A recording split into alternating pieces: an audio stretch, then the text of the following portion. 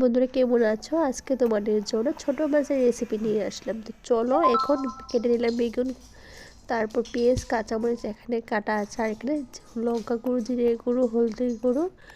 তারপর মাছগুলি প্রথমে ভেজে নিচ্ছি। তো এই মাছগুলি ভেজে নেওয়ার পর মাছগুলি ভাজা কমপ্লিট হয়ে গেলো আমার। তারপর আমি এখন কড়াইতে তেল দিয়ে দিয়েছি, তার সাথে আমি দিয়ে দেবো পেঁয়াজ কুচি, লঙ্কা কুচি আর রসুন কুচি। এগুলি দিয়ে ভালো করে নাড়াচাড়া করে নিচ্ছি। তো চলো ভালো করে নাড়াচাড়া করে নিই। তারপর যে মশলাগুলি রেখেছিলাম, জিরে, ধনে, হলদি, জল দিয়ে গুলে এখন দিয়ে দিলাম কড়াইতে।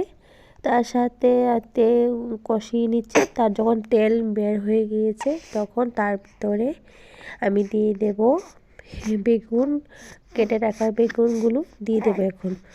তো এখন দিয়ে ভালো করে নাড়াচাড়া করে নেব, যেন মশলাগুলি ভালো করে বেগুনের ভিতরে লেগে যায়।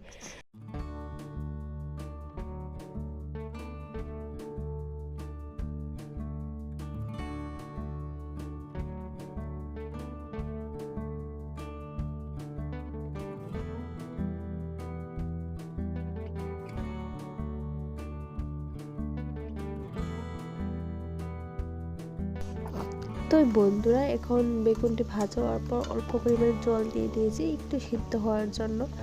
তো দেখো তার ভিতরে দিয়ে দেবো ভেজে রাখা মাছগুলো, দিয়ে নাড়াচাড়া করে ধনেপাতা দিয়ে নামিয়ে দেব। তো এই লবণটা আমার কম হয়েছে মনে হয়, লেগেছে, আমি দিয়ে নিই ভালো করে। তো আর একটু লবণ দিয়ে দিলাম। তো এই লবণটা দিয়ে তারপর ঝোল সিদ্ধ হয়ে গিয়েছে, এখন মাছগুলো দিয়ে দেব, দিয়ে আরেকটু জল দিয়ে তারপর আমি নামিয়ে দেবো। ঝোলটা কম হয়ে গিয়েছে, তো ঝোলটা কম হলে ভালো লাগবে না, তো একটু ঝোল দিয়ে ভালো করে নামিয়ে দেবো। তো তুমি এইভাবে আমার মতো রেসিপি বানিয়ে খেয়ে দেখবে, খুবই ভালো লাগবে ছোটো মাছের রেসিপি। তো একবার খেলে তোমার মুখে লেগে থাকবে। তো এরকম বানিয়ে অবশ্যই দেখবে একবার। তো চলো আজকে ভিডিওটা এখানে শেষ করছি। নেক্সট তোমাদের জন্য নতুন একটা রেসিপি ভিডিও নিয়ে আসবো। তো আমার চ্যানেলে এখন থেকে নতুন ব্লগ আসতে চলেছে, তোমরা বাসা থাকো, সঙ্গে থাকো আর ব্লগগুলি দেখতে থাকো। তো চলো বন্ধুরা, টাটা।